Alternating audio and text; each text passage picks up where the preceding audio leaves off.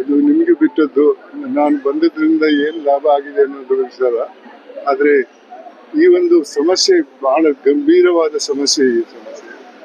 ಈ ಸಮಸ್ಯೆಯಲ್ಲಿ ನಾವು ಸಾರ್ವಜನಿಕರು ಎಲ್ಲರೂ ಇದಕ್ಕೆ ನಾವು ಸಪೋರ್ಟ್ ಮಾಡದೇ ಇದ್ರೆ ನಮಗೆ ನಾವೇ ಹಾನಿ ಮಾಡಿದಂಗೆ ಆಗ್ತದೆ. ಇವತ್ತಿನ ಈ ಒಂದು ಹೋರಾಟ ಬರೀ ರೈತರ ಹೋರಾಟ ಅಲ್ಲ, ರೈತರ ಕೆಲಸದಿಂದ ನಮಗೆ ಆಗುವಂತ ಲಾಭ ಪಡೆಯುವಂತ ಜನರ ಹೋರಾಟ ಇದು. ಅಂದ್ರೆ ಸಂಪೂರ್ಣ ಸಮಾಜದ ಹೋರಾಟ. ಇದರಿಂದ ರೈತರಿಗೆ ಏನಾದರೂ ಕಷ್ಟ ಆದ್ರೆ ಅದು ಖಂಡಿತ ಅದರ ಪ್ರತಿಫಲ ಖಂಡಿತವಾಗಿ ಇತರ ಜನರ ಮೇಲೆ ಕೂಡ ಬರ್ತದೆ ಸಮಯ ಹೋದಂಗೆ. ಆದ್ರಿಂದ ಈ ಒಂದು ಸಮಸ್ಯೆಯನ್ನ ಅಧಿಕಾರದಲ್ಲಿರುವವರು ಬಹಳ ಗಂಭೀರವಾಗಿ ತೆಗೆದುಬಹುದು. ಇದೇ ರೀತಿ ಸರ್ಕಾರ ರೈತರ ಜಮೀನನ್ನ ಇತರ ಕೆಲಸಕ್ಕೆ ಫೋರ್ಸ್ ಮಾಡಿ ಅವರಿಂದ ತಗೊಂಡ್ರೆ ಮುಂದೆ ಅನ್ನ ಬರಕೆ ಸಾಧ್ಯವಿಲ್ಲ. ವ್ಯವಸಾಯ ಅನ್ನುವ ಒಂದು ವೃತ್ತಿನೇ ಮುಂದಕ್ಕೆ ಮುಗಿದು ಹೋಗಬಹುದು. ಅಂಥ ಸಂದರ್ಭಗಳು ಇವೆ, ಅದನ್ನ ಅರ್ಥ ಮಾಡ್ಕೊಳ್ಬೇಕು. ಇಲ್ಲ ಇವತ್ತಿನ ಒಂದು ಜಮೀನು ತೆಗೆದ್ರಿಂದ ಮುಂದೆ ಏನಾಗಲ್ಲ ಅಂತ ಹೇಳಕ್ ಸಾಧ್ಯ ಇಲ್ಲ. ಇವಾಗಲೇ ಬೇರೆ ಬೇರೆ ಪ್ರೋಗ್ರಾಮ್ಗಳು ಬರ್ತಾ ಇವೆ, ಟೌನ್ಶಿಪ್ ಮಾಡ್ತಾ ಇದ್ದಾರೆ ಅಂತ ಹೇಳ್ತಾ ಇದ್ದಾರೆ. ಆ ಜಮೀನನ್ನ ಯಾರಿಂದ ತಗೊಳ್ತಾರೆ? ರೈತರಿಂದ ಮಾತ್ರ ತಗೊಳ್ತಾರೆ, ಹೊರತು ಇತರರಿಂದ ತಗೊಳ್ಳಲ್ಲ. ಈ ಒಂದು ವಿಚಾರವನ್ನು ನಾವು ಗಂಭೀರವಾಗಿ ಮಾಡಬೇಕು.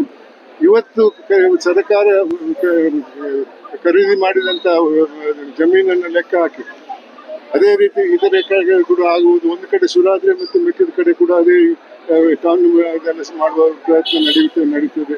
ಖಂಡಿತವಾಗಿಯೂ ಇದರಿಂದ ರೈತರ ಸಮಸ್ಯೆ ಗಂಭೀರವಾಗ್ತದೆ. ಒಂದು ದಿವಸ ರೈತರ ಸಂಖ್ಯೆ ಬಹಳ ಕಮ್ಮಿ ಆಗ್ತದೆ. ಆದ್ರಿಂದ ಊಟದ ಸಮಸ್ಯೆ ಕೂಡ ಜಾಸ್ತಿ ಆಗ್ತದೆ ಅನ್ನೋದನ್ನ ಅರ್ಥ ಮಾಡ್ಕೊಳ್ಬೇಕು. ಈವಾಗಲೇ ಬೆಂಗಳೂರಲ್ಲಿ ಕೆರೆ ನೀರುಗಳನ್ನ ಭರ್ತಿ ಮಾಡಿಬಿಟ್ಟು ಅದರಲ್ಲಿ ಬಿಲ್ಡಿಂಗ್ ಕಟ್ತಾ ಇದ್ದಾರೆ.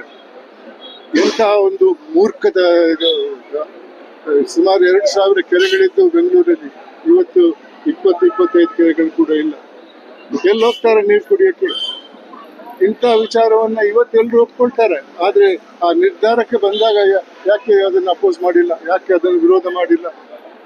ಆದ್ರಿಂದ ನಾವೆಲ್ಲರೂ ಇದರ ಕಾನ್ಸಿಕ್ವೆನ್ಸ್ ಅಂದ್ರೆ ಪರಿಣಾಮಗಳನ್ನ ಅರ್ಥ ಮಾಡಿಕೊಂಡು ಈ ಒಂದು ಪ್ರತಿಭಟನೆಗೆ ಸಹಾಯ ಮಾಡ್ಬೇಕನ್ನೋದು ನನ್ನ ವಿಚಾರ. ಅದಕ್ಕಾಗಿ ಈ ವಯಸ್ಸಲ್ಲಿ ಕೂಡ ನಾನು ಬಂದಿದ್ದೇನೆ.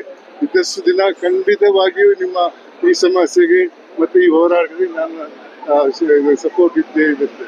ಬಲವಂತವಾಗಿ ಇದು ನಿಮಗೆ ಬಿಟ್ಟದ್ದು. ನಾನು ಬಂದಿದ್ರಿಂದ ಏನು ಲಾಭ ಆಗಿದೆ ಅನ್ನೋದು ವಿಚಾರ.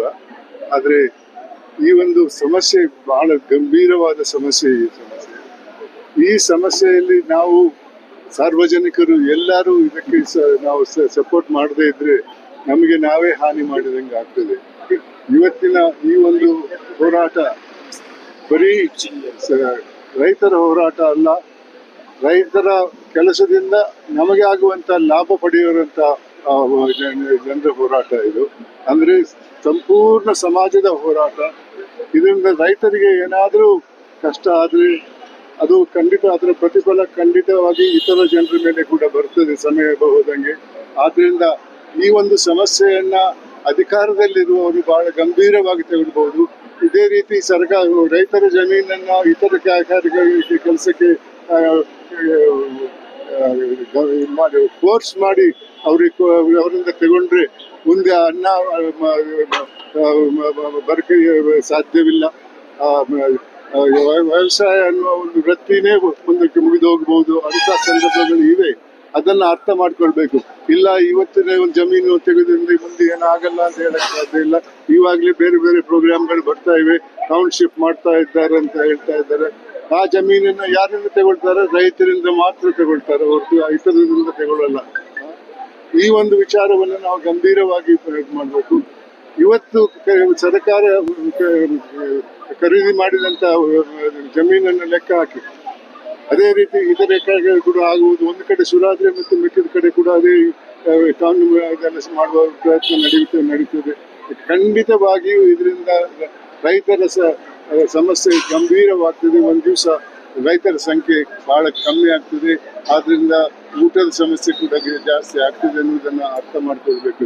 ಈವಾಗಲೇ ಬೆಂಗಳೂರಲ್ಲಿ ಕೆರೆ ನೀರುಗಳನ್ನ ಭರ್ತಿ ಮಾಡಿಬಿಟ್ಟು ಅದರಲ್ಲಿ ಬಿಲ್ಡಿಂಗ್ ಕಟ್ತಾ ಇದ್ದಾರೆ. ಎಂತಹ ಒಂದು ಮೂರ್ಖದ ಇದು, ಸುಮಾರು 2,000 ಕೆರೆಗಳಿದ್ದು ಬೆಂಗಳೂರಲ್ಲಿ, ಇವತ್ತು 20-25 ಕೆರೆಗಳು ಕೂಡ ಇಲ್ಲ. ಎಲ್ಲಿ ಹೋಗ್ತಾರೆ ನೀರು ಕುಡಿಯಕ್ಕೆ?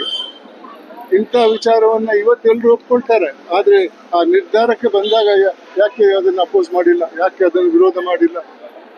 ಆದ್ರಿಂದ ನಾವೆಲ್ಲರೂ ಇದರ ಕಾನ್ಸಿಕ್ವೆನ್ಸ್ ಅಂದ್ರೆ ಪರಿಣಾಮಗಳನ್ನ ಅರ್ಥ ಮಾಡಿಕೊಂಡು ಈ ಒಂದು ಇದಕ್ಕೆ ಪ್ರತಿಭಟನೆಗೆ ಸಹಾಯ ಮಾಡ್ಬೇಕನ್ನೋದು ನನ್ನ ವಿಚಾರ. ಅದಕ್ಕಾಗಿ ಈ ವಯಸ್ಸಲ್ಲಿ ಕೂಡ ನಾನು ಬಂದಿದ್ದೇನೆ. ಇದ್ದಷ್ಟು ದಿನ ಖಂಡಿತವಾಗಿಯೂ ನಿಮ್ಮ ಈ ಸಮಸ್ಯೆಗೆ ಮತ್ತೆ ಈ ಹೋರಾಟಕ್ಕೆ ನನ್ನ ಸಪೋರ್ಟ್ ಇದ್ದೇ ಇರುತ್ತೆ. ಬಲವಂತವಾಗಿ